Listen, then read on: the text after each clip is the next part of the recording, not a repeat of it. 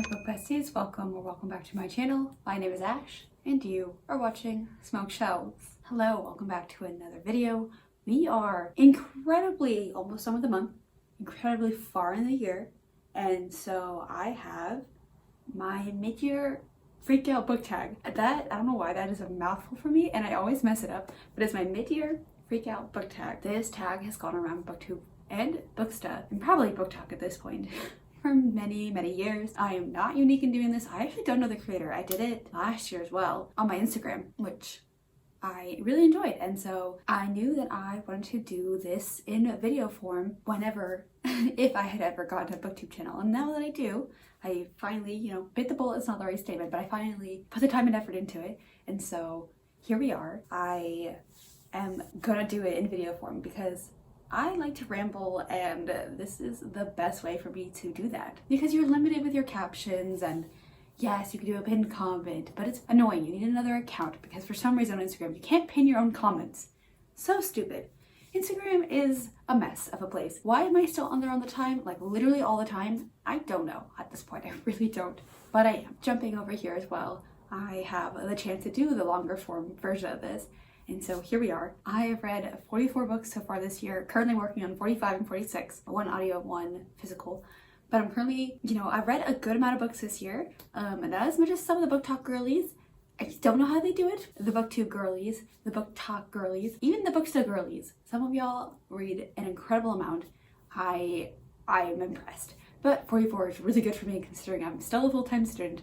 I still work, not full-time, but I work. And I am just a very slow reader. So I think compared to last year, I read, by this time last year, I had read literally like the exact same amount of books. So I am right on par with how much I'm reading, considering that it's been a very weird year for me. I'm pretty proud with that. Like, my reading used to be 0, and then it was like, when I started getting back into reading, it was about 20 books, 25 books a year, and now here we are, striving for 100.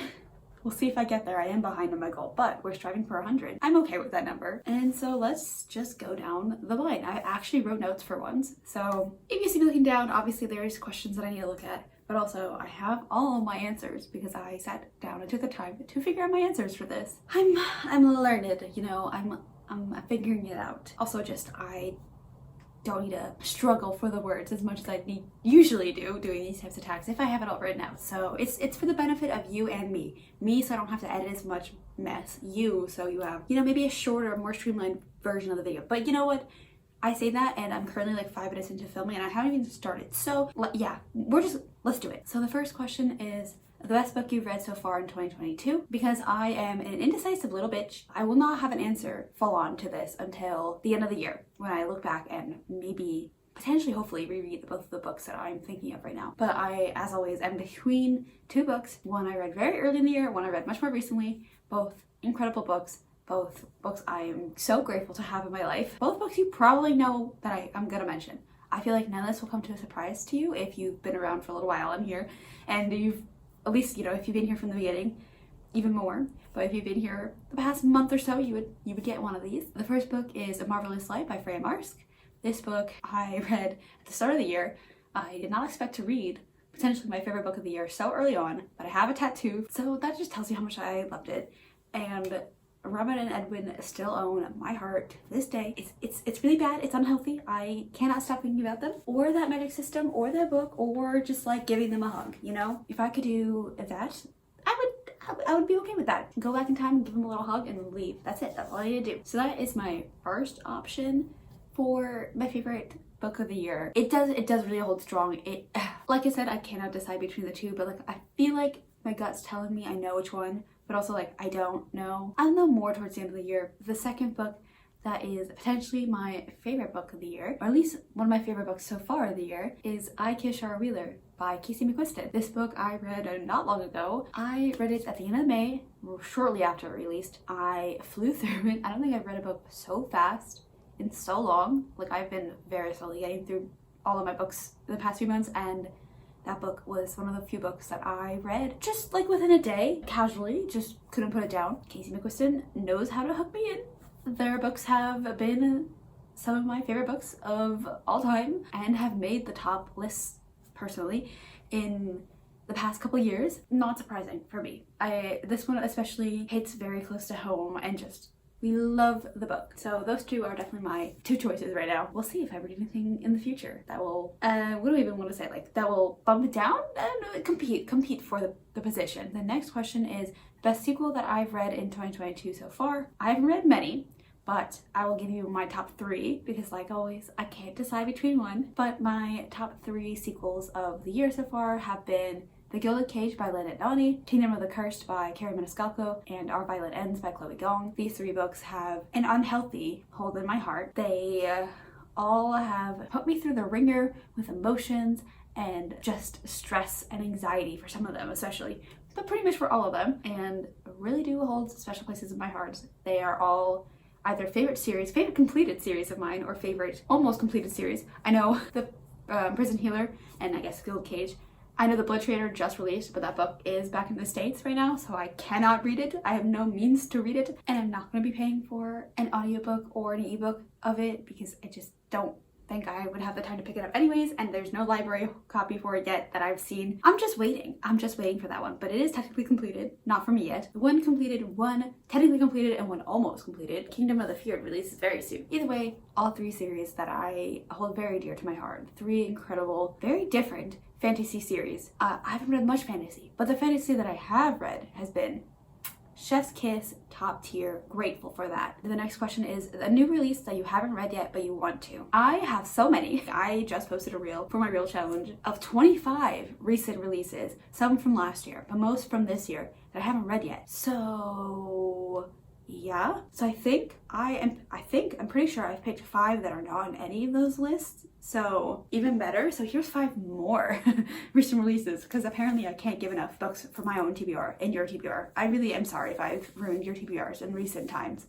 I've done a lot of recommendations and upcoming releases and recent releases, and if I have to suffer, we all have to suffer. You know, the like TikTok mentality of if I saw this, you have to see it too. That's kind of what I'm doing, but it's good for you. It's good for the soul. Anyways, the 5 that I've picked are Icebreaker by A.L. Graziade. I'm really sorry if I am butchering that last name. Graziade. It's a last like the E-I-A is like, that's how like the Russians would say it, but I don't know. But Icebreaker, I know that this book is romance between 2 hockey players, but they're enemies and they're on opposite teams. Immediately, yes. I've also seen many of my friends love it and recommend it to me, so immediately yes again. And that's all I know. We all know I like to go in blind. Pretty much blind. Mostly blind. I like a couple of taglines, but mostly blind into books. So you get what I get. But the next one is The Bone Spindle by Leslie Vedder. I know this is a sapphic Sleeping Beauty retelling. I want to say it's Sleeping Beauty. Why does that seem wrong? Why am I thinking of Malice? I know it's a sapphic retelling, but I don't think it's Sleeping Beauty. Now that I think about it, hold on. I was actually right. It's Sleeping Beauty meets Indiana Jones. So I was not wrong. I don't know why I question myself, but either way, sounds incredible. Look at the cover. Like, I'm popping up all these covers and like beautiful sapphics on the covers, like beautiful women.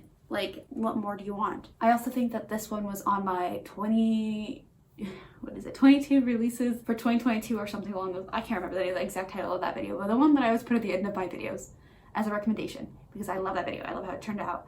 I love the response it's gotten. But I'm pretty sure it was on that list because I have had this one on my radar for months and I cannot believe I've not gotten to it yet. Unfortunate. The next one after that is One for All by Lady Linoff. This one is a gender-bent version of The Three Musketeers. I have wanted to read it for so long, mostly because it has obviously the like gender-bent Three Musketeers, incredible. But additionally, the reason that I've really wanted to read it is because it has POTS representation, and the more chronic health and disability representation, the better. So I am excited to read it. I've seen from people with chronic health and specifically POTS review it and to say it's got really good representation because the author has it themselves. Why wouldn't I want to read authentic disability representation? Like, yes please, sign me up. Hopefully I'll read that very soon. The next one I actually have on me, which is So This Is Ever After by F.T. Lukens. I read In Deeper Waters last year. That one ended up on my top 10 of 2021 video. It was one of my top books, and so I had to pick this one up. And hearing it's a gay version of King Arthur, number one, the cover, incredible. The artist that has been doing these covers, I can clean the back, look at that.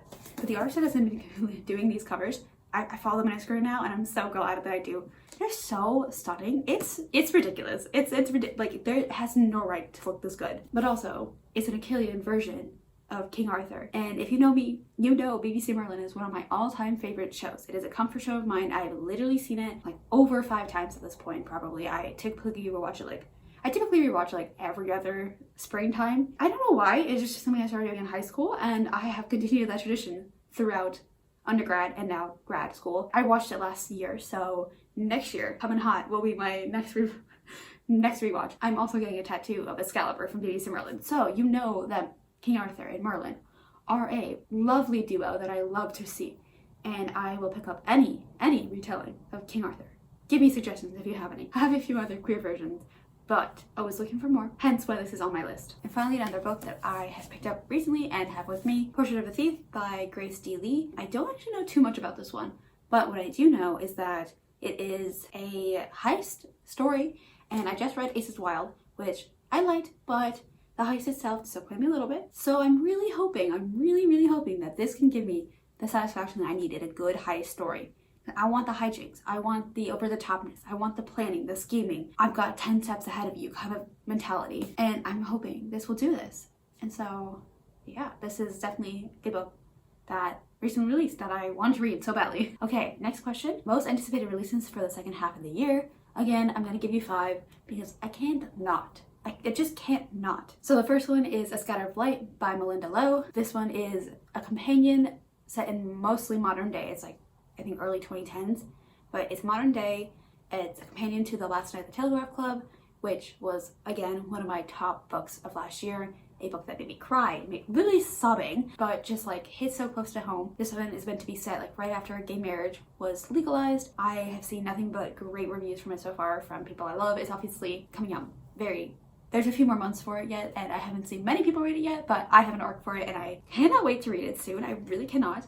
It is potentially my most anticipated release of the upcoming second half. Stay tuned. I will have another video coming out soon enough of 22 more releases that I am looking forward to in the latter half of the year, because I have a problem, and I have seen so many incredible releases that I've added onto my TBR.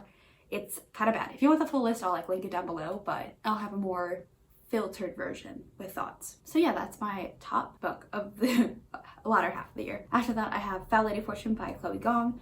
This one is the only one that would probably compete for that spot, honestly. Well, like the first, okay, they're all really up there.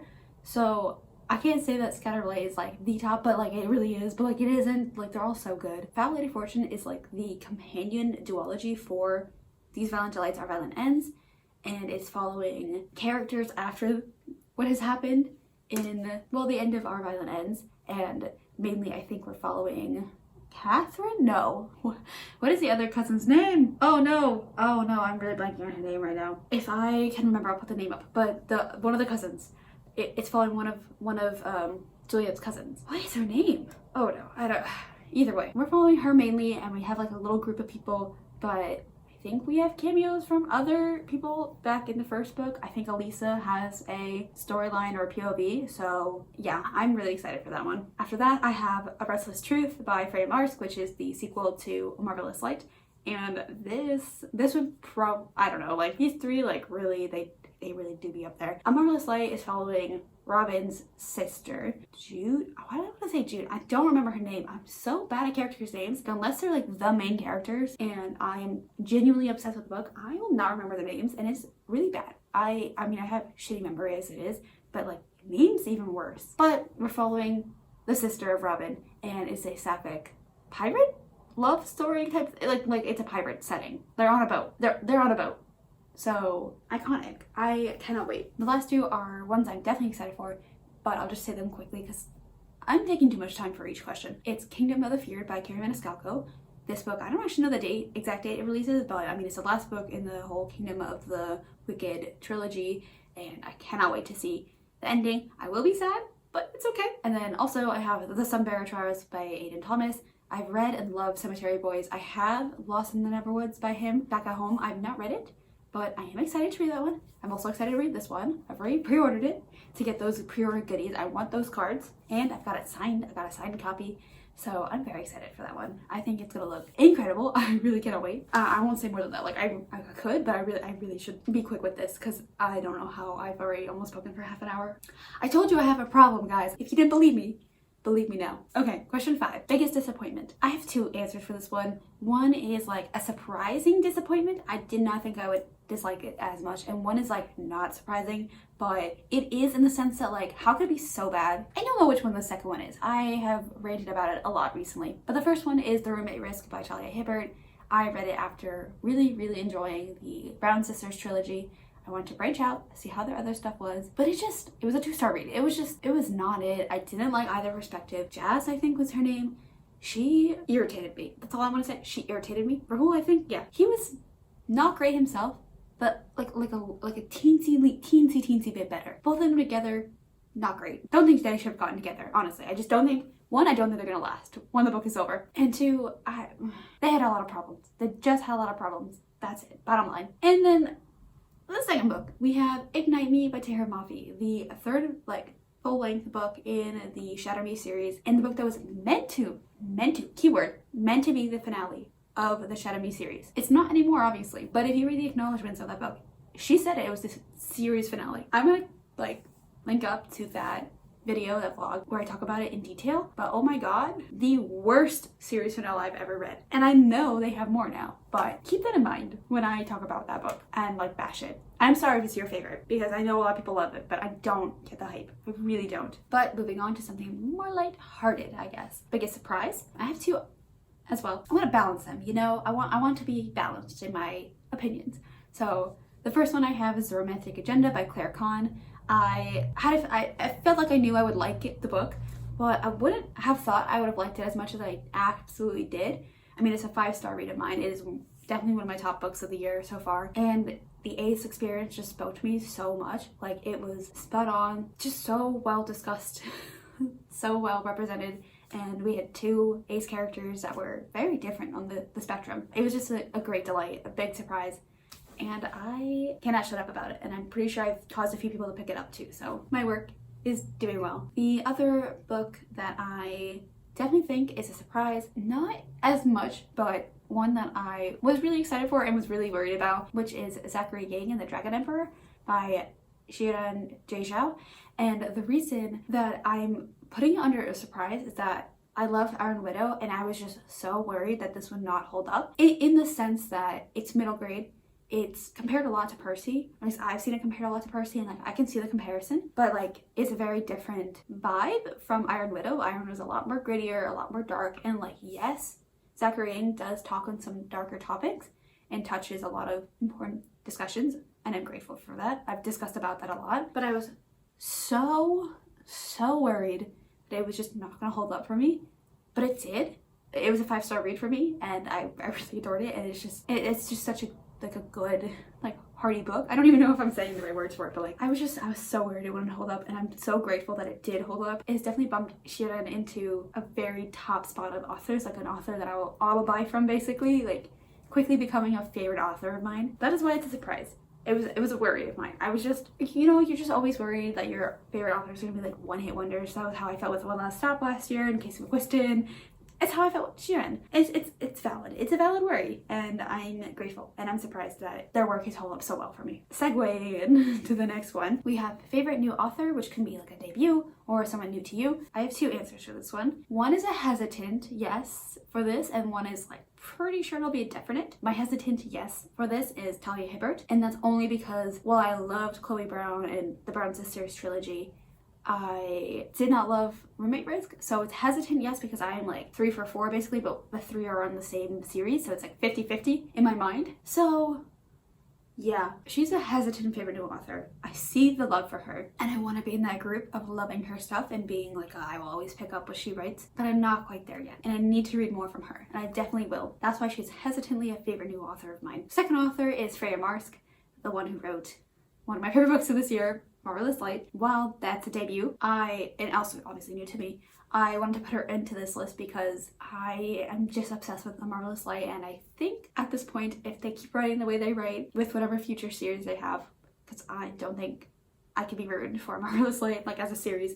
If at one point they go to a new series, and I guess when more likely, I'm fairly certain that I will either like or absolutely love it. That is why they're also on this list. The next question is newest fictional crush, which, speaking to the resident ace here, I don't really have one, but if I was going to answer this question, I have to put down Carlton from The Prison Healer. He has much more of a role in The Gilded Cage, and he is a vibe.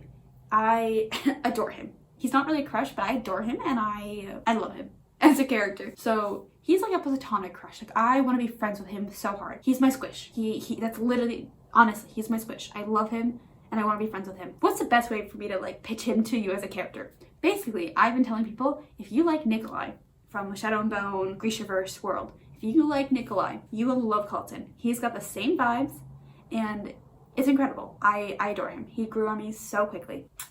A+. Great character. The next question is newest favorite character. I have to do like a combo character group, and I'm doing Edwin and Robin. The two of them, I mean alone, but like together, the two of them are a beautiful combo of characters. Like I said, I'm obsessed with them and the book. I clearly am. I have a tattoo. We know how it goes, but they are just so soft for each other, and I just want them to like continue to be soft with each other and not have to deal with the world that they are in. I can't handle it. I'm stressed for them. Them and overgoing their hardships in life, especially Edwin. I just want to give him hugs. I'm not even like a touchy-feely person, and I just want to give him a hug. That tells you a lot. I really don't like hugs, but if I could, just like a nice little like squeezy hug, you know, where I just crush their internal organs a little bit and then say, okay, I love you, and go away. That's it. That's all I want. The next question is a book that made you cry. I'm not the most emotional person, so it takes a lot for a book to make me cry. I have a list on Goodreads tagged for made me cry, and only one book has made that this year. One. And that book was Our Violet Ends by Chloe Dong. Because of course it's Our Violet Ends. Of course. What other book would it be besides the Romeo and Juliet retelling? Bawled like a bitch. Like, it was so bad. I had a friend with me, and I still cried. I had a friend sitting in the room with me when I was reading it, and I still managed to cry. It was bad. I had to hold back my tears because I was like, they're gonna think I'm crazy. And then on the flip side, the next question is a book that made you happy. I am going with a less traditional answer because this one's not really a book, it's a webtoon, and I've brought it up a lot. I've been calling it like a graphic novel, but it's not even a graphic novel. They don't have a physical form. This series, which has just come back for its newest like season, is The Princess Southland, and I've talked about it a little bit recently. Oh, it's by Chris Giroux. I want to say that's how you pronounce her last name. And then a few other people. I know that they work with a couple of people to do illustrations and editing, but the idea is by Chris Giroux. But that webtoon series, it has like kind of given me the Heartstopper ache that I've been missing since the show's come out. It's like nowhere near the same line as Heartstopper. It's not even like a happy-go-lucky time. Like, you barely get the happy-go-lucky times, but it just gives me those vibes. It has definitely made me so happy. And distressed. Definitely distressed, but definitely happy. I can say that. We had some good moments where I'm just like, yes. Season 2 so far, not happy moments, but we don't need to get into that. We really don't. Okay, we're almost there. Final 2 questions. Question 12, we have most beautiful book you've bought this year so far, or received, in parentheses. I have always 2 answers for this because I don't know which one I would put. I mean, maybe I do. The 2 answers are either my Fairy Loot Heartstopper editions, which have been mayhem to get. We all know this at this point. I've talked about a lot getting these books, but my Heartstopper Fairy Loot editions, I have volume 1 and 2 in my possession back at home. They are stunning, beautiful works of art. And then the other option is my Illumicrate editions of We Hunt the Flame and We Free the Stars. Obviously, I'm waiting for an edition of We Hunt the Flame to not be bound upside down, but either way, they are beautiful books. The art on the cover and the back, stunning. The end papers, stunning. The foiling on the naked cover, stunning. I cannot get over them. That's why I'm saying they might be like actually my most beautiful editions this year, because genuinely, wow. I don't think I'll have anything come close to that for the rest of the year. Probably not, honestly. Finally, onto the last questions, we have what books do you need to read by the end of the year? And I want to give books that are already either in my possession with me here or back at home. So books that I own, because there are so many books that I need to get to, but I gotta start somewhere. And the first book that I have, technically I don't own it, but I have it with me from the library, and I need to read it. I need to get to it. It's Priory by Samantha Shannon, and I don't want to. Priory of the Orange Tree is a full name. I don't think I've ever called it Priory of the Orange Tree, and I don't actually know anyone who calls it that whole thing. But like, she's a chunky gal. It is 804 pages. I got this from the library. I have plans to buddy read this with a lovely friend, so I need to get to this book. I have been saying I've wanted to read this book for literally years now. I've heard nothing but good things about this book, and it's time. I'm scared, but it's time. Priory is my priority. The next one on my list is The Love Hypothesis by Ali Hazelwood. This is obviously the Illuminated edition. I love it. I feel like I'm going to love this book. I have no connection to the Star Wars side of it because I've never seen a single Star Wars movie. Yeah, I don't really care what Reylo fanfic is. I don't have any idea what that means and how bad that is, but I know this is a STEM novel, so STEM romance with a demi character. I think I'm gonna love this one. I know it's been very like love or hate kind of situations with this. I haven't seen a lot of people in the middle. I think I'm gonna fall on the love side, so this is definitely my second priority book of the year that I own. The next one after that is Never Been Kissed by Timothy Janofsky. Yes, Timothy Janofsky. And this one I've recently picked up from Barnes when I was back in the States. I need to read it. It's another Ace book, and it's new adult, if I'm not mistaken. Yeah, I'm pretty sure it's new adult. And I just know it's second chance friends to lover, or like ex-friends to lovers, and there's an Ace character. So again, need to read it. All the queer books in my life, especially Ace. Always Ace are priority reads for me. The final two books that I have back at home that I want to read. The first one is Book Lovers by Emily Henry. I feel like it's obvious to know why I would need to read it. It's the third of their adult romance books, and I am obsessed with the romance books. People we meet on vacation and beach read have been top reads of mine in the past 2 years, so I have no doubt that this one will end up on top with the rest of them. And then my final book, which I do actually have with me, is So This Is Ever After. And I know I've mentioned it already as being like a recent release that I want to get to, but it's really is a priority book that I need to read by the end of the year. Like I said, I loved In Deeper Waters, and I'm so excited for this one. I'm so excited for their upcoming release next year, and I want to go to their backlist as well. So I need to get to it. I don't know what's been pushing me for so long. I mean, I kind of do. I've been in a slump, but I really do need to get to this. Again, look at that. Look at that cover. How can you not want to read this? So that is every question on the mid-year freakout book tag. Yes, there we go. Okay, I'm still saying it right. I don't know why I think I'm saying it wrong every time, but that's everything on this tag. I have really had a fun time answering these questions. Like I said, this is why I like the video form, because I really do just ramble. I can give you some like insight onto why I answer the questions the way I do. Really just rave about books I've loved all year, and or rant about books I hated from this year. So that's everything. I really want to keep this outro short because yikes. I've been filming for like 45 minutes. We'll see how short I can get this down to. If you like this video, give this video a big fat like down below. Comment down below if any of these books are books that you have loved and read that I've mentioned. I just want to know anything. Give me the hot takes on what I've said. I have mentioned a fair few of the books that I've read this year, and I want to know your thoughts on them if you read them. Did Our Violent Ends make you cry? Have you read Priory? Are you scared of Priory? Is it scary to read? I need to know everything. I have nothing to guide you with. Just let me know. Finally, if you like this video and you liked me, please consider subscribing. It would mean the absolute world to me if you did. And I hope to see you in my next video. Bye.